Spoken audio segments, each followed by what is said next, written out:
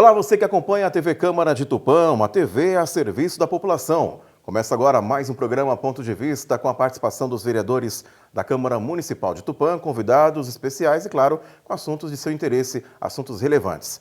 Hoje temos o prazer de receber o vereador Lucas Atano, que também é coordenador da TV Câmara de Tupã, com um convidado muito especial. Hoje temos o prazer e a honra de receber o Dr. Rodolfo Inácio Aliceda, que é advogado, professor universitário, graduado em Direito pelo Centro Universitário Toledo de Presidente Prudente, pós-graduado em Direito do Trabalho pelo mesmo Centro Universitário e também pós-graduado em Direito Digital pela EBRAT, que é a Escola Brasileira de Direito em São Paulo.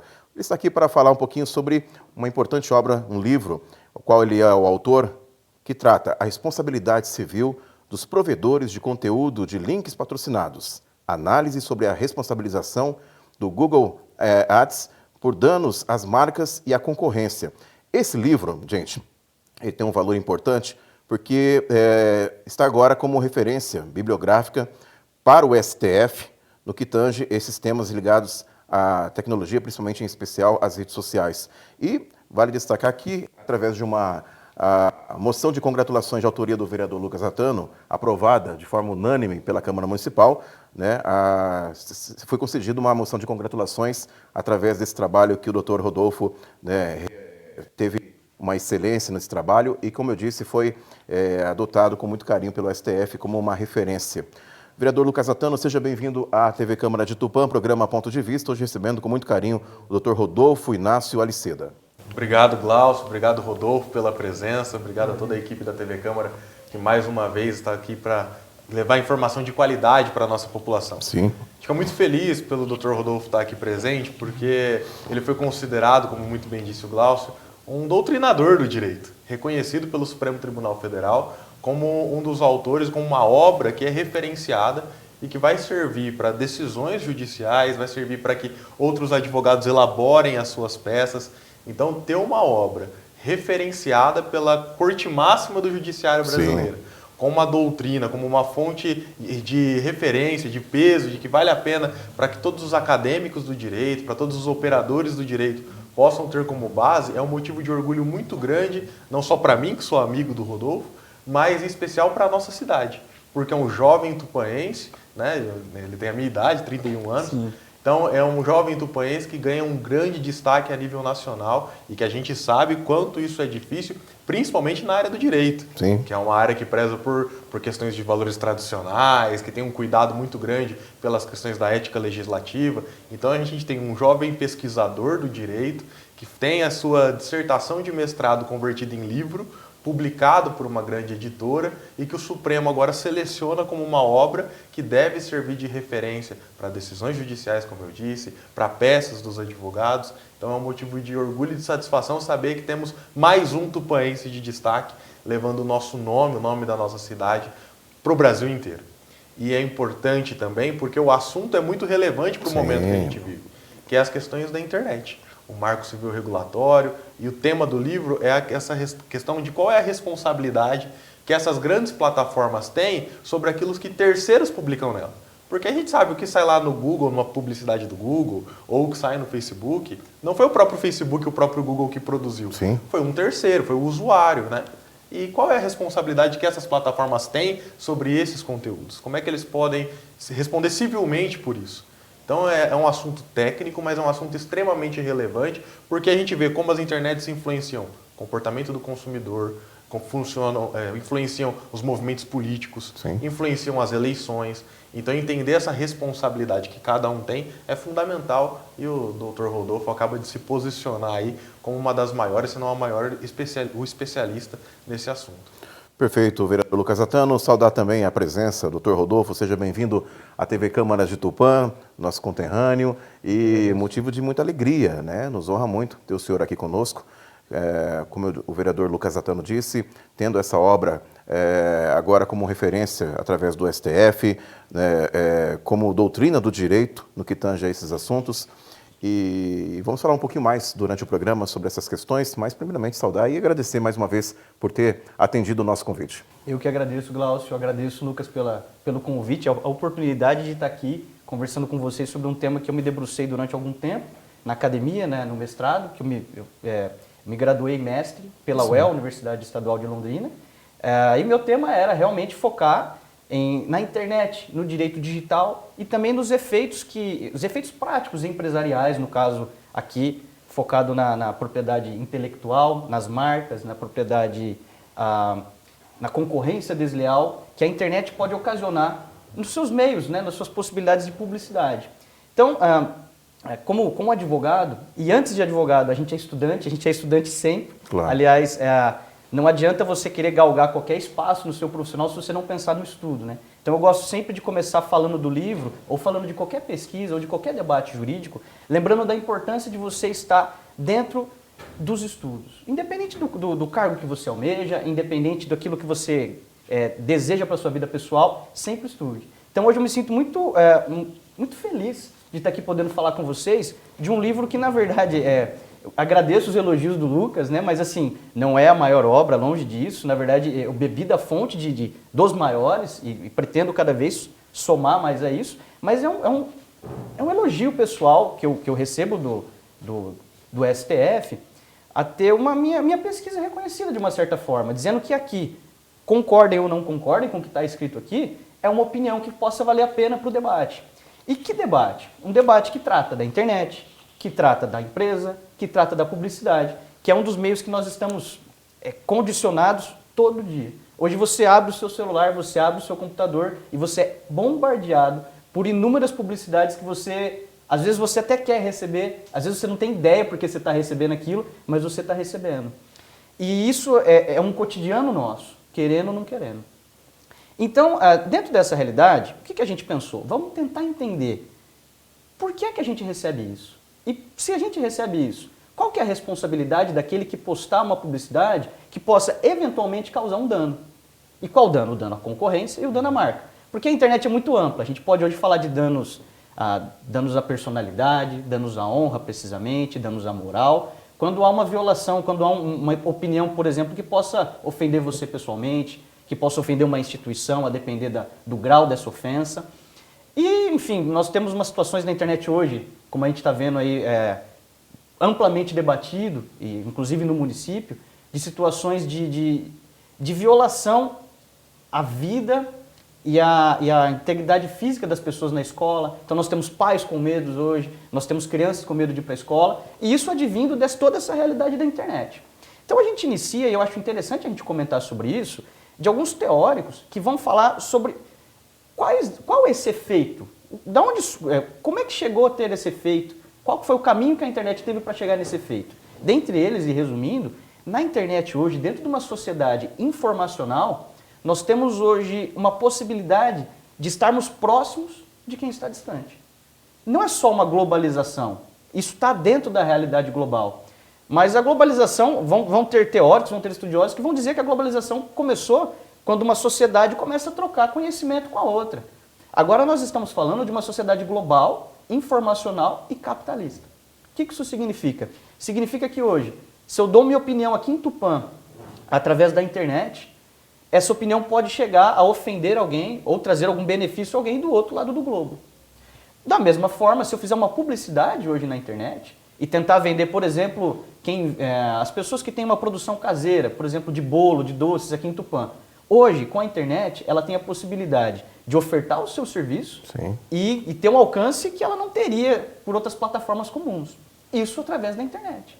Então a internet ela tem essa força de ligação em rede, de transformar uma comunidade que estava ali, talvez distante, numa comunidade global, numa comunidade que está dentro de toda essa realidade capitalista e informacional, que tem, no fim das contas, o dado, a informação, o seu motor, o seu petróleo, né? Alguns autores vão dizer que hoje o dado é o novo petróleo. E isso é importante a gente entender, para a gente poder começar a compreender algumas realidades de amplos conhecimentos que estão envolvendo a internet e que são debatidas hoje amplamente por toda a camada populacional e todos os cargos possíveis, né? Nós temos a vereança debatendo isso no município, nós temos hoje professores com medo de situações pessoais, situações de violência na escola, nós temos advogados tentando dar uma resposta para isso aos clientes, nós temos um juiz hoje tentando, por exemplo, quando chega uma ação no judiciário de ofensas pessoais na internet, tentando entender quem que é o culpado, quem deve ser punido por isso, seja civilmente ou seja até criminalmente? O provedor ou a pessoa que emitiu essa opinião? Eu queria aproveitar esse gancho, eu já entrar no assunto já um pouco polêmico. Eu tenho um pouquinho mais de idade que vocês dois, né, alguns 15 anos a mais. E lá atrás, doutor, a gente via, por exemplo, ouvia-se falar pouco, né? Uma pessoa está se sentindo ofendida porque teve fotos vazadas nas redes sociais. Isso foi lá atrás. Aí a coisa começou a tomar uma proporção e uma coisa muito séria, tanto é que já há um debate, né, um amplo debate para regular a questão da internet, né, alguns mecanismos para poder regular essa questão. Aí já abre também um outro assunto que também é preocupante, ainda mais para a imprensa, nós jornalistas, que é a questão da censura. Sim. Até que ponto isso tem que ser tratado, porque para que não se torne uma censura. Qual que é a opinião do senhor sobre essa questão, esse debate que se iniciou novamente agora com mais veemência nesse ano de 2023, quanto a essa questão da regulação da internet? Né, como disse o vereador Lucas Atano, as responsabilidades, né, de quem posta, de quem hospeda esse conteúdo, de quem acaba compartilhando esse conteúdo. Qual que é a opinião do senhor nesse sentido? Porque é uma situação delicada. Né? Essa sua questão, ela é complexa, porque como o próprio Glaucio acabou de referir, nós estamos novamente debatendo isso no judiciário. Sim. Então o STF, recentemente, acho que dia 28/3 agora, de 2023, se reuniu e fez chamou órgãos, chamou a imprensa, chamou a rádio, chamou a televisão, chamou os provedores, chamou os grandes provedores que atuam no Brasil e principalmente internacional para debater, para dizer o que vocês têm para dizer disso. E isso já foi feito lá em 2013, 2014, Sim. quando da discussão para a elaboração do Marco Civil da Internet. Sim. Então, essa discussão pública, ela é importante porque a resposta não é fácil. Você me pergunta qual que é a opinião sobre a responsabilidade. Então a gente tem aqui alguns interesses em conflito.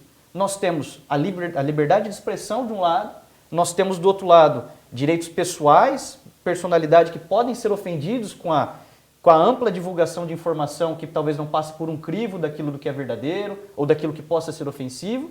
E a gente entender, será que é importante ou será que cabe à sociedade colocar uma camada de censura e dizer, olha, o provedor vai ter que ler o que você está postando e ver se isso não ofende ninguém e aceitar que seja postado. Uma conduta como essa, que inicia-se um debate, pode trazer inicialmente uma ideia de censura. Cabe ao Google, por exemplo, filtrar aquilo que eu estou dizendo? Mas, por outro lado, também cabe à internet você colocar tudo sem pensar num determinado filtro e os danos que isso possam causar. Dentro do direito, nós tivemos uma evolução histórica para chegar na resposta que eu vou te dar. E ela é meio simples, não é dizer, mas é uma complexidade muito grande em compreender os pontos de vista distintos. Quando a internet começou, principalmente na década de 80, ela já havia iniciado, já vimos aí a rede compartilhada de conhecimento, não a internet como nós conhecemos, numa via comercial. Ali pairava uma ideia de liberdade de expressão extrema. Extremo de liberdade. Ali é um local de você compartilhar conhecimento. Então não caberia a ninguém dizer o que tem que ter ou não ter. Até porque a internet ela trabalha de uma forma descentralizada. Não há um centro dizendo ou decidindo o que pode entrar como informação ou não. É uma cadeia, são redes de computadores interligados. E nessa forma descentralizada, a informação anda de forma descentralizada. E a ideia era, vamos fazer isso crescer, com a troca de informação ampla, sem censura. Posteriormente, houve já um debate para começar a regular a internet, mas não através simplesmente de leis, mas uma regulação internacional da internet através do reconhecimento dos usos e costumes dessa internet. Então, aquilo que a gente pratica no meio, já no aspecto comercial, já no aspecto de troca de conhecimento também, aquilo cria um certo comportamento, e o comportamento, quando ele é reiterado pela sociedade, ele tem ali uma força normativa. Por exemplo, hoje, a gente até tem leis que hoje é proibido fumar dentro de estabelecimentos fechados, mas antes dessa lei, já havia um certo conhecimento de uma camada da população de que, olha, o costume de eu fumar dentro de um carro com pessoas que não querem fumar não é bem visto. Então, assim, a gente acaba tendo comportamentos, de uma certa forma, limitado através do nosso corpo coletivo. E a ideia, posterior à extrema liberdade, era trazer os usos e costumes para uma lei internacional. Só que isso também não foi muito para frente, porque alguns valores no globo não são iguais. Os valores ocidentais não são iguais aos valores orientais, por exemplo, de liberdade de expressão. Então, Esta lei internacional também ficou, não de escanteio, ainda tem pessoas que defendem essa ideia, mas ela ainda não foi para frente em decorrência dessas diferenças de valores. Do outro lado, e aí já do lado da regulação e da responsabilidade, nós temos teóricos que vão dizer o seguinte: nós não precisamos de leis específicas para a internet. Nós podemos aplicar em analogia as que já existem. Então, por exemplo, hoje, se eu emitir uma opinião que venha ofender o senhor pessoalmente, ou você, como você preferir, Glaucio, isso você pode já, dessa situação, você pode buscar o judiciário e utilizar do Código Civil, dizendo, olha, o Rodolfo me ofendeu, eu me sinto culpado, foi um ato do Rodolfo que tem um nexo com o dano que eu estou sofrendo ao dizer aquela palavra, o nexo é o dano à minha moral publicamente e eu quero ser ressarcido por isso dentro da responsabilidade civil.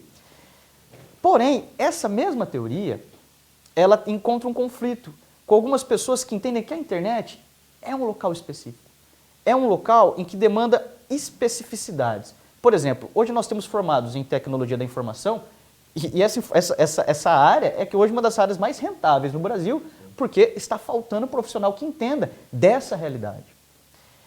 Então, dentro desse contexto da internet, de trabalhar em rede, de ser um local descentralizado, onde há uma horizontalidade, ou seja, onde eu consigo, por exemplo, vender na mesma plataforma que uma grande empresa do varejo, não há uma igualdade propriamente dito, mas uma horizontalidade, uma situação em que eu consigo estar concorrendo com outros maiores do que eu, nesse sentido. Então, nessa realidade, houve um debate e houve a elaboração do Marco Civil da Internet. E no Marco Civil da Internet, estabeleceu-se, dentro já do que vinha tratando a Europa e do que vinha tratando os Estados Unidos, principalmente, porque as tecnologias, querendo ou não, elas são americanas, elas são norte-americanas. Nesse sentido, estabeleceu-se o seguinte, já bebendo da fonte americana. Quando o provedor de internet, não o provedor de conteúdo, não o Facebook, não o Google, não o YouTube, quando o provedor, aquele que te fornece o acesso à rede mundial de computadores, ele é isento de responsabilidade de qualquer opinião, segundo o Marco Civil da Internet. Ele é isento porque é como se você culpasse, de uma forma análoga, você culpasse a empresa de telefonia daquilo que eu estou falando para outra pessoa. Né? Agora, quanto aos provedores de aplicação, que a gente pode dizer o Google, a gente pode dizer o YouTube, a gente pode dizer o WhatsApp propriamente dito, eles entenderam que este provedor, ele responde subjetivamente por danos daqueles que estão escrevendo. O que é isso? Quando eu escrevo alguma coisa no YouTube, no Facebook, eu mesmo divulgo um vídeo no YouTube, a responsabilidade daquilo que está sendo dito é do autor e não da plataforma. Desde que a plataforma não participe em edições, ou seja, ela não editou aquele vídeo, ela não é uma coautora daquele vídeo, e que ela também, no seu regramento interno, digamos, nos termos de uso, ela também não tenha uma obrigação ali de filtrar o que está acontecendo, o que está sendo posto, o que está sendo postado. Nesse sentido, entendeu que a responsabilidade subjetiva, que é aquela que você tem que apurar a culpa, a conduta, seja ela omissiva ou comissiva, do provedor, é a mais adequada. Explicando um pouquinho mais fácil, a gente acaba usando uma analogia muito simples. Né? Muitas vezes a gente está no trânsito, vamos pensar aqui no trânsito propriamente dito. Se você atropela alguém, você vai pensar, será que eu tive culpa do resultado que aconteceu? Será que a pessoa se jogou na frente do carro? Ou será que eu não tive uma conduta diligente ao dirigir o meu carro? Nesse caso, vai ser apurada a culpa.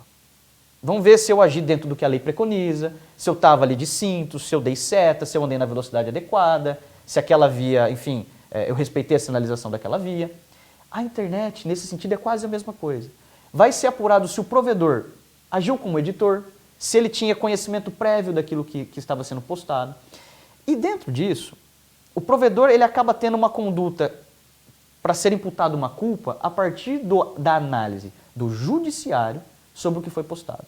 Ou seja, se você hoje for ofendido na internet, não adianta você mandar uma notificação direto para o Google, direto para o Facebook. Você tem que procurar o judiciário e conseguir uma liminar, uma tutela, para que consiga retirar aquele conteúdo imediato do ar, para que diminua o dano. E a conduta do provedor, a conduta do Google, do YouTube, começa a ser calculada, digamos assim, nesse momento. Porque é no momento em que ela é intimada para retirar o conteúdo, se ela não cumpre com aquela ordem judicial, aí a conduta é apurada. Antes disso, ela não é culpada pelo que é postado por outra pessoa. Então hoje a minha opinião, na verdade, ela é pautada no que está na lei.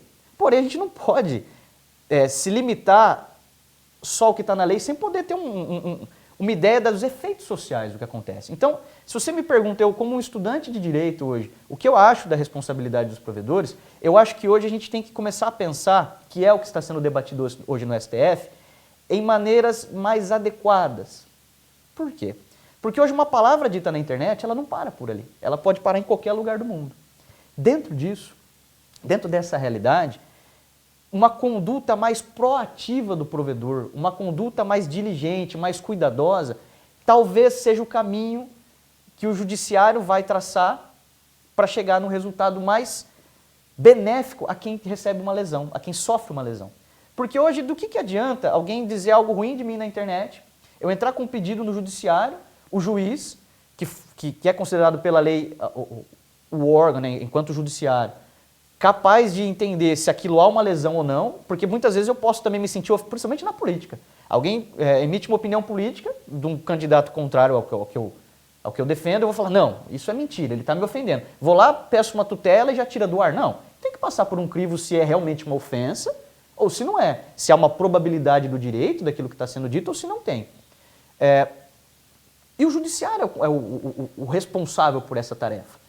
Porém, até o judiciário analisar isso, mesmo por uma tutela que seja dada em um dia, em mais de um dia até, que às vezes é difícil, o judiciário é abarrotado, talvez aquilo que disseram que me ofendeu já está no outro lugar do globo, já está em vários computadores e não sai do ar. Então hoje, talvez seja interessante aos provedores, e seja interessante nós entendermos que a conduta diligente, uma conduta eficaz para proteger o outro, talvez seja importante.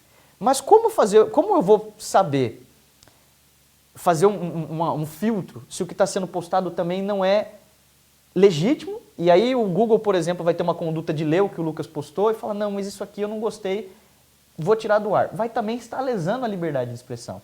Então, a gente acredita hoje, eu falo a gente, que eu me filio aos estudiosos do direito que entendem que é cabível uma arquitetura, uma criação do provedor. A internet não veio de Deus, né? Não é algo que estava na natureza, nós criamos ela. E como tudo que é criado tem uma arquitetura, tem uma construção. Os profissionais da tecnologia da informação sabem disso na criação de um software desde que iniciou-se o conhecimento. Mas nós do direito ainda estamos tentando entender essa realidade, nós não sabemos. Então, para isso, hoje, a gente entende que talvez uma arquitetura, um design pensado, criar um provedor que se possa ali ter um regramento explícito, igual o código do consumidor, digamos assim. Quando você entra no local, ali está dizendo que aqui a gente cobra por tanto. Então você vai cobrar, vai comprar uma comida por quilo, ali está o preço do quilo divulgado para você saber, você tem a informação prévia para poder aceitar comer naquele lugar, por exemplo. O mesmo na internet. Que haja uma possibilidade dos provedores terem maior força nos seus termos de uso e dizer, olha, aqui nós tratamos assim. Se você postar qualquer coisa, nós vamos fiscalizar. Porque a nossa arquitetura, a nossa própria forma de existir, você vai emitir sua opinião e a gente vai ter prévio acesso a isso. E você vai estar condicionado ao nosso crivo de dizer se isso pode ou se não pode. Então, hoje o caminho talvez seja você criar arquiteturas para que o provedor tenha maior eficácia em auxiliar que o dano não se propague, ao mesmo tempo em que ele também não possa cercear a opinião. E nisso, se o provedor tem uma arquitetura como essa, vai caber a ele também, eventualmente em tempo posterior, ser responsabilizado se ele tirar uma opinião que não era... Desde que seja apresentado todas essas questões. Isso mesmo. Desde, ele pode eventualmente... Uma ignorância que não é... Exatamente. Mas a minha opinião hoje é isso, é que eu acredito que o provedor ele tem que ter uma conduta diligente, seja numa arquitetura, seja num termo de uso bem explícito para dizer, aqui a gente aceita tal coisa, aqui a gente não aceita a sua opinião. E a partir disso, cumprir aquilo com o regramento dele, desde que seja previamente exposto ao usuário, desde que o usuário tenha conhecimento do que ele pode e do que ele não pode fazer, eu acho que dentro do privado, da autonomia privada do provedor, ele tem direito de colocar um regramento que respeite isso, ao mesmo tempo que ele respeite também a liberdade de opinião. Então, o Marco Civil da Internet vai falar que se hoje tiver uma divulgação de imagem de menores de idade, principalmente com cena de nudez, aí ele já é responsável em tirar assim que ele toma conhecimento. Não é necessário o judiciário.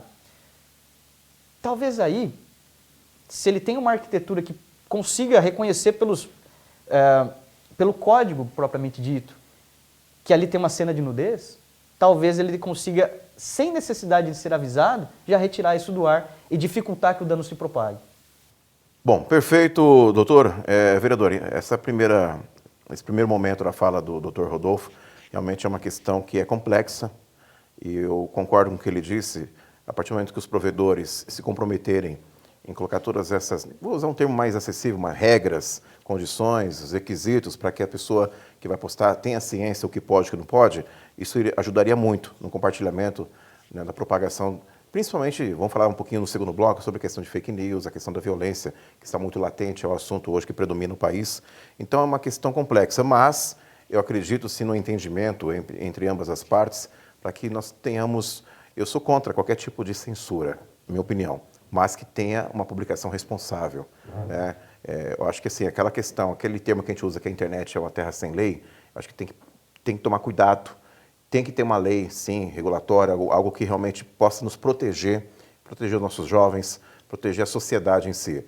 Porque é uma questão que diz respeito a provedores, empresas grandes, conglomerados de comunicação. É uma questão delicada, mexe com o interesse de muita gente, só que tem que ter essa responsabilidade acima de tudo. Perfeito, Glaucio. Acho que o que a gente teve aqui do doutor foi uma aula. Uma aula. Sobre como isso tudo pode ser discutido, pode ser entendido e pode ser, de fato, praticado. E é o que eu costumo até brincar com os meus alunos muitas vezes. A internet deveria ser como a gente se comporta no mundo real. Sim. Tem coisas que você não tem coragem de dizer para a pessoa na frente dela, então por que você posta? Se você não tem coragem de fazer ou você acha errado fazer no mundo físico, né, por que você vai fazer no ambiente digital?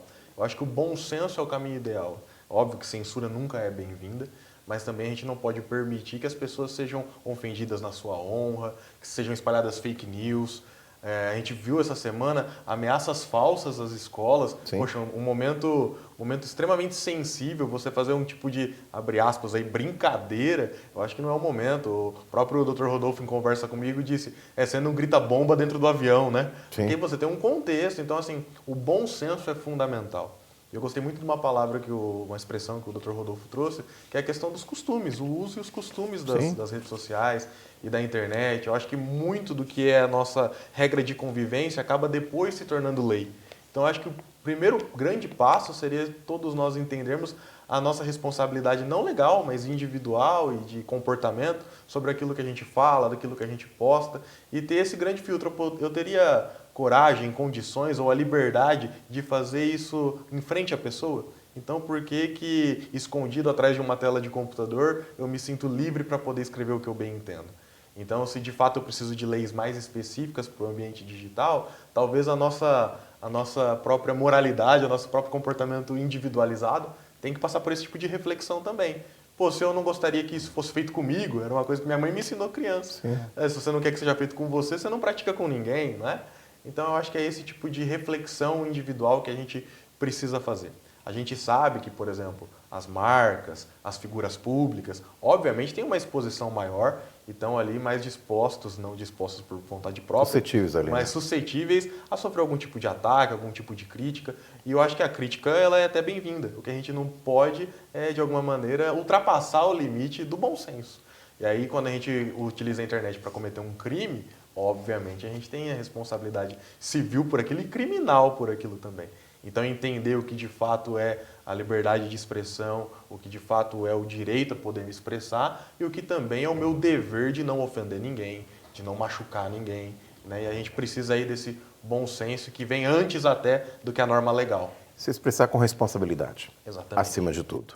Bom, nós chegamos ao final do primeiro bloco, o programa Ponto de Vista. Hoje um programa muito bacana, muito interessante para você que está acompanhando, você, inclusive pai, mãe.